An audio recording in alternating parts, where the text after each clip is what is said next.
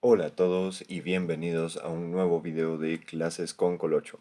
El día de hoy vamos a continuar con el repaso para el examen final de economía y pues en este caso, en esta clase, vamos a ver los siguientes temas.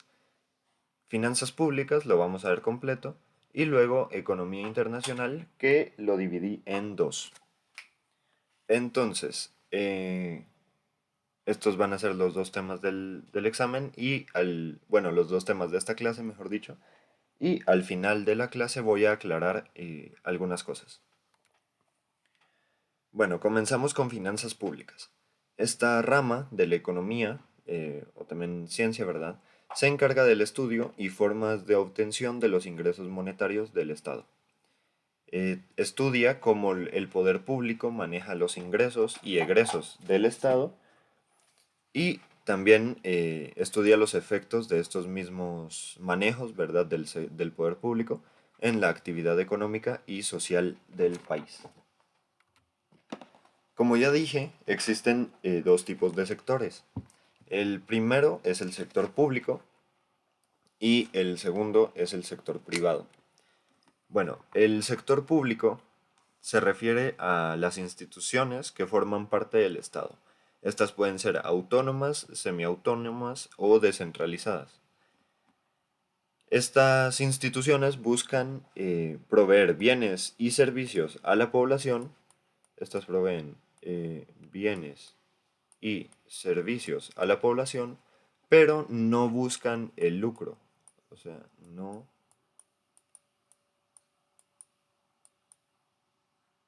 lucro.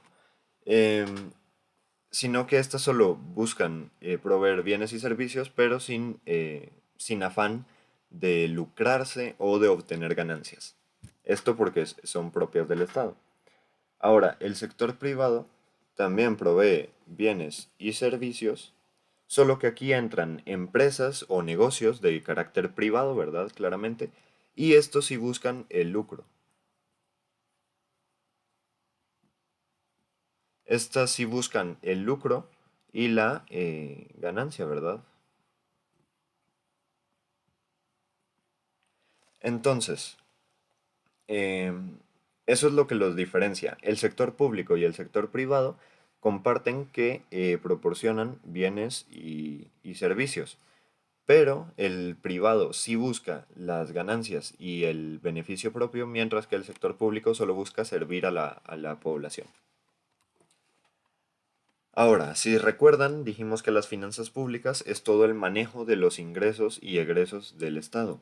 Pues para esto se crea el presupuesto de ingresos y egresos. Este presupuesto nos sirve pues para esto, ¿verdad? Para manejar todo el dinero que va a ser utilizado dentro de un periodo de tiempo. Y aquí se cumple esta característica, la de anualidad. Este presupuesto normalmente se ejecuta en un año, la mayoría de las veces. El presupuesto también debe de contar con unidad, que se refiere a que todos los fondos públicos del Estado, ¿verdad? Todos los fondos públicos em, forman parte del mismo presupuesto. La programación, ya llevamos estas tres, ¿verdad? La programación es que se deben cumplir las metas previamente fijadas, ya que el presupuesto pues debe tener ciertos objetivos, porque si no, ¿en qué vamos a gastar los ingresos? ¿En qué vamos a gastar para que se cumplan los egresos? ¿Y qué vamos a obtener, ¿verdad? Como ingresos. Luego viene la publicidad, que pues en esta básicamente es que todos los agentes, o bueno, todos los actores económicos deben tener acceso a la información sobre cómo se va a ejecutar el presupuesto. El presupuesto por programas, pues estos son, valga la redundancia, programas del gobierno que se van a llevar a cabo en base al presupuesto. Estos son programas o planes de crecimiento y desarrollo nacional, básicamente. Estos pueden ser a corto y mediano plazo, perdón, estos pueden ser a mediano o largo plazo, que a mediano plazo sería en términos de un año, ¿verdad? Y a largo plazo, perdón, a largo plazo sería en términos, por ejemplo, de 4 años, que es lo que dura un periodo de gobierno. Ahora, la naturaleza de los presupuestos. Pues aquí se divide básicamente en que existen presupuestos de ingresos y presupuestos de egresos. Ahorita los vamos a ver. El presupuesto de ingresos contiene estos rubros de aquí: ingresos corrientes y los recursos de capital. Los ingresos corrientes se dividen en tributarios, no tributarios e ingresos de capital, que son diferentes a los recursos de capital. Pues los tributarios, los ingresos corrientes en su clasificación de tributarios, pues incluye los impuestos al consumo y al ingreso. Pues impuestos al consumo y al ingreso están los impuestos directos, ¿verdad? Y los impuestos indirectos. Entonces lo voy a sacar aquí.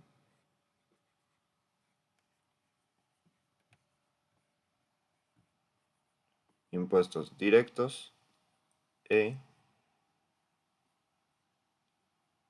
e indirectos. D e I. Em, pues los ingresos, los impuestos directos, pues se ejecutan en base a la riqueza de una persona, y los indirectos se ejecutan en base a cómo se gasta esta riqueza, ¿verdad? Por eso es que decía, los ingresos tributarios incluye impuestos al consumo y al ingreso.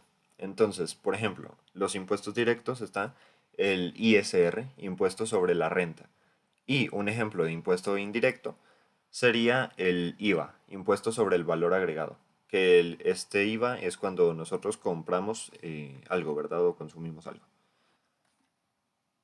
Luego vienen los no tributarios, que pues están compuestos por entradas en contraprestación provenientes de ingresos por concepto de derechos. Esto pues ingresos por concepto de derechos, de tasas, de arrendamientos de edificios, de arrendamientos de equipos o de arrendamiento de instalaciones, ¿verdad? También por contribuciones a la seguridad y prevención social o venta de bienes y servicios del sector público. Es decir, que aquí pues entra todo lo que son ingresos que no tenga que ver con impuestos, ¿verdad? Sino que más que todo son ingresos por cuestión de derechos, tasas, arrendamientos, contribuciones de seguridad o venta de bienes y servicios. Ahora, los ingresos de capital son las donaciones. Así de simple. Los ingresos de capital dentro de los ingresos corrientes son las donaciones que recibe el Estado. Luego, la otra división, ¿verdad? Ya vimos todo lo que son bienes corrientes. La otra división son los recursos de capital. Los recursos de capital incluyen las entradas por venta de activos fijos de capital. Estos pueden ser entradas por venta de terrenos, edificios, maquinarias o equipos. Ya ven cómo se diferencian, ¿verdad? Los ingresos de capital son donaciones.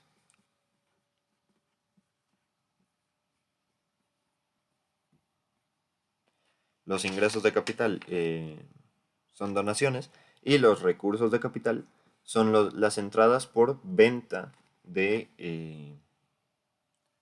activos fijos de capital, es decir, terrenos, edificios y demás, ¿verdad? Entonces, continuamos.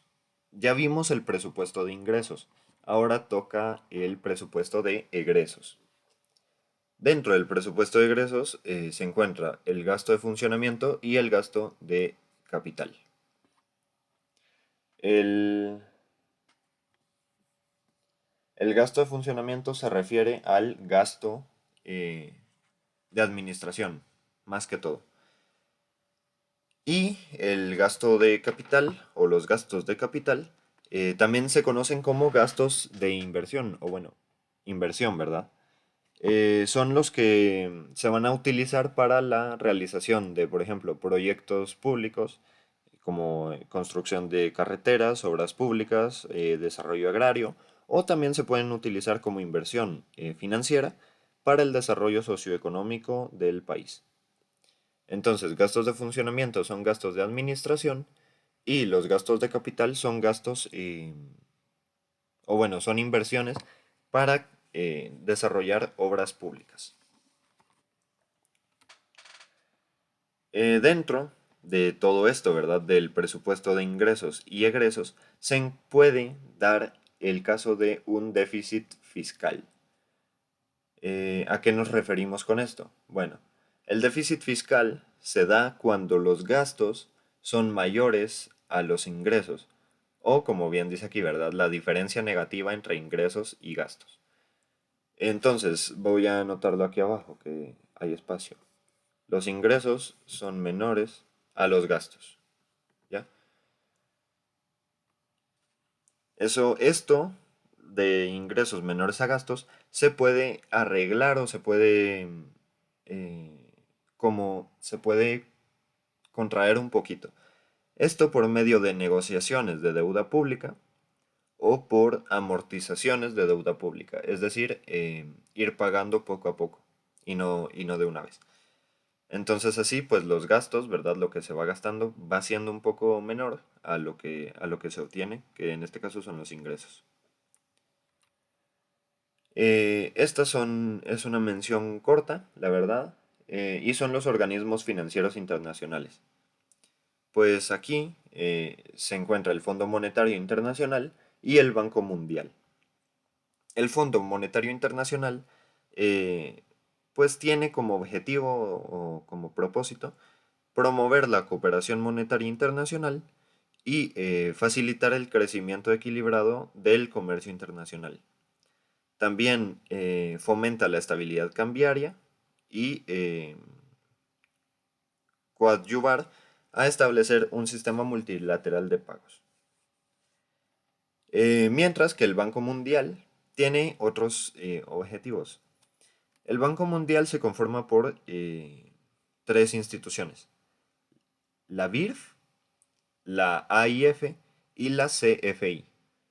La BIRF es el Banco Internacional de Reconstrucción y Fomento, la AIF es la Asociación Internacional de Fomento y la CFI es la Corporación Financiera Internacional.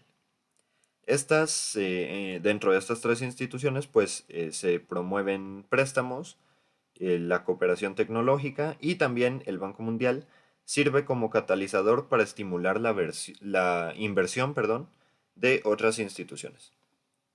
Pues como dije, ¿verdad? Estos son como complementos para favorecer a la economía nacional o internacional, mejor dicho. ¿Verdad? Bueno, aclaración de concepto importante que se me estaba olvidando en el video anterior. Yo mencioné mucho la liquidez de la economía y de hecho la vamos a ver un poco después, ¿verdad?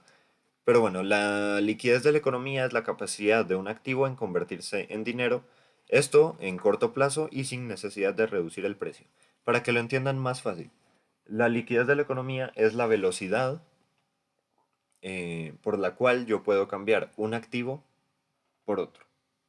Recordemos que existen activos y pasivos, ¿verdad? Activos es lo que se tiene y pasivos es lo que se debe. Entonces, es la velocidad por la cual yo puedo cambiar un activo por otro activo. Entonces, un ejemplo rápido. Si yo quiero comprar una bicicleta y cuesta 100 quetzales, entonces yo voy a la tienda y yo tengo efectivo o tengo una tarjeta de crédito o de débito. Pues generalmente me van a aceptar ambos métodos de pago, ¿verdad? Entonces, ¿qué pasa? Yo voy a la tienda, les doy los 100 quetzales en efectivo y me dan la bicicleta de una vez. ¿Qué pasó aquí? Pues la liquidez de la economía es alta, porque la velocidad de ese cambio de un activo por otro fue bastante rápida. Ahora, si yo no tuviera dinero ni en una cuenta, en una tarjeta, ¿verdad? Ni tampoco lo tuviera en efectivo, ¿qué pasaría? Bueno, pues entonces yo tendría que obtener ese dinero por alguna vía o vender, en este caso, ¿verdad? Por ejemplo, vender un bien que yo tenga. Doy un ejemplo. Bueno, yo me quiero comprar esa bicicleta, entonces yo voy a vender una bocina, por ejemplo. Entonces me van a dar los 100 quetzales y yo después voy a comprar la bicicleta. Si se dan cuenta, aquí el problema es que la liquidez de la economía es baja. ¿Por qué? Porque yo tuve que hacer una transacción primero para poder realizar la transacción que yo en verdad quería realizar. Ahora, dejando de lado las finanzas públicas, voy a mencionar, o bueno, voy a comenzar con el tema de economía internacional. Este tema va a estar dividido en dos, porque el primero es economía internacional y el segundo es todo el contexto de la economía internacional o la teoría de desarrollos, ¿verdad? Que lo vamos a ver próximamente. Entonces, la economía nacional estudia la relación económica entre dos o más economías independientes. Básicamente, pues las relaciones que mantienen dos o más países de manera económica. Dentro de la economía internacional, pues se toma en cuenta el comercio internacional, que aquí ya se ve reflejado de mejor manera. El comercio internacional son todas las exportaciones y las importaciones eh, de bienes y servicios entre naciones. Otro punto importante dentro de la economía internacional es la balanza de pagos. Esto es muy importante. La balanza de pagos es un documento contable, o también puede ser tomado en cuenta como dato estadístico, que resume todas las operaciones comerciales, de servicios y de movimiento de capitales de un país con el exterior. Entonces, básicamente, registra todas las transacciones entre residentes y no residentes de un país, normalmente en términos de un año, igual que el cálculo del PIB, por ejemplo. Entonces, esa es la balanza de pagos, ¿verdad? Todas las transacciones que se realizan entre países. Ahora, la balanza de pagos tiene diversos tipos de cuentas. La primera es la cuenta corriente, luego viene la cuenta de capital y luego viene la cuenta financiera.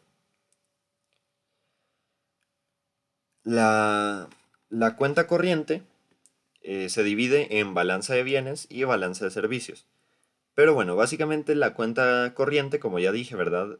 Contiene los flujos de bienes y servicios, también contiene los ingresos primarios e ingresos secundarios entre residentes y no residentes.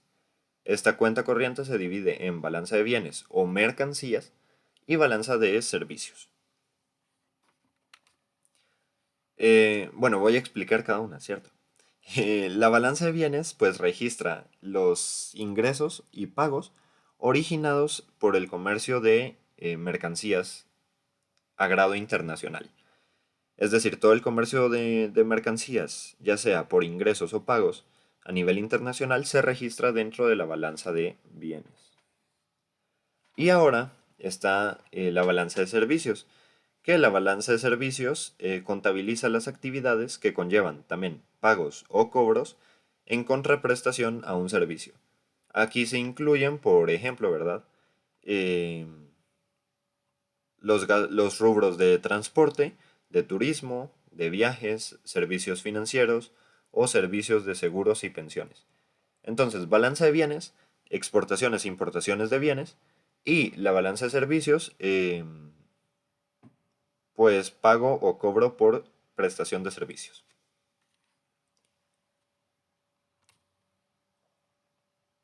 Ahora, eh, la cuenta de capital, que es la segunda cuenta que vimos, ¿verdad? Ya vimos la cuenta corriente y ahora vamos a ver la cuenta de capital. La cuenta de capital registra el movimiento de capitales, por ejemplo, las ayudas que llegan del extranjero o la compra y venta de bienes que no son financieros. Con compra y venta de bienes que no son financieros, por ejemplo, están los bienes raíces, que en este caso son casas o edificios, ¿verdad? Em, o también, por ejemplo, vehículos, terrenos y demás, que valen por sus características físicas y no son monetarios, ¿verdad? Por eso son bienes no financieros. Luego está la cuenta financiera, a diferencia de la cuenta de capital, ¿verdad? La cuenta financiera registra las transacciones relativas a los activos y pasivos financieros que tienen lugar entre residentes y no residentes. Entonces, dentro de la cuenta financiera se recogen los préstamos que pide un país al extranjero. También se recogen las inversiones o depósitos de los países extranjeros hacia el país nacional, hacia la nación, ¿verdad? Y pues existen dos tipos de inversiones. Existe la inversión directa, que significa comprar y mantener activos individuales, y la inversión indirecta, que pues implica colocar el dinero en un vehículo de inversión como un fondo. La inversión directa es inmediata, yo quiero adquirir algo de manera inmediata. En cambio, la inversión directa es solo tener el dinero ahí en una cuenta, pero como fondo. O sea, yo puedo acudir a este fondo para comprar cosas posteriormente y realizar una inversión directa. Esto se relaciona con las finanzas públicas, de hecho. Entonces, continuemos, ¿verdad? Por último están los activos de reserva. Estos se entiende como activos sobre el exterior bajo el control de las autoridades monetarias. Es decir, cómo todas estas autoridades monetarias manejan, manejan estos activos, pero están en el exterior. Y pues sirven como activos de reserva, ¿verdad? O sea, también como un fondo. Pero en lugar de ser manejados por las autoridades nacionales, son manejadas por autoridades monetarias en el exterior. Y aquí terminaría el tema de economía internacional a la mitad. ¿Por qué? Porque el próximo video se va a tratar sobre el contexto económico internacional y la teoría del desarrollo, que también entran dentro, bueno, perdón, que también entran en el tema de economía internacional. Solo que, como ya falta poquito, ¿verdad? Decidí, bueno, voy a hacer un video, que es este, ¿verdad? Hablando sobre finanzas públicas y un poco sobre la economía internacional. Y para que no quede tan largo, voy a meter estos dos últimos temas, que ya son 100% los últimos, en el tercer y último video. Debo mencionar esto que es muy importante. Me salté el tema de sistema financiero. ¿Por qué me lo salté? Bueno, principalmente por dos razones. La primera es que al no ser experto sobre economía, no puedo explicar las clases de manera eh, como que muy clara, ¿verdad? Ni tampoco tengo conocimiento de todo lo que engloba la economía. Entonces, ¿qué pasó? Pues yo, al estar investigando y leyendo sobre el sistema financiero de Guatemala, me encontré con algunos obstáculos. Lo primero fue que habían términos complejos que tenía que estar investigando y que si yo los investigaba, pues a la vez tenía que explicarlos porque ustedes no los iban a entender tampoco. Em, entonces, ¿qué pasó con esto? Pues el estar investigando, ¿verdad? Hacía que el video quedara muy largo, la presentación muy larga. Entonces, a la vez, al yo tener que investigar los temas, ¿verdad? Y después explicarlos, pues no los explicaba de manera correcta o de manera clara. Entonces, grabé el video y demás, pero en sí el video no me convenció del todo y me puse a pensar, eh, ¿para qué explicar un tema si o bueno, ¿para qué hacer un video si el tema que voy a explicar lo voy a explicar de manera pues superficial, ¿verdad? O sea, no voy a entrar a detalles y a la vez voy a dejar confusos o los voy a dejar confusos a ustedes, ¿verdad? Así fuera de lugar. Entonces me puse a pensar y dije, bueno, no, mejor ese tema que lo estudien por su cuenta y mejor si continúo con los temas que sí tengo, de los que sí tengo conocimiento y los que sí entiendo con claridad. Porque como les digo, el sistema financiero de Guatemala, pues sí metía mucha terminología económica que yo no tengo conocimiento de todo, ¿verdad? Entonces, sí me costaba un poco estarlo explicando. Entonces, por comodidad y por beneficio también de ustedes, ¿verdad? Porque no quería dejarlos con dudas, ni tampoco explicarles de manera incorrecta un tema, pues decidí no tocar ese tema y no subir el video. Entonces, siempre tengo la presentación, por si la quieren ver.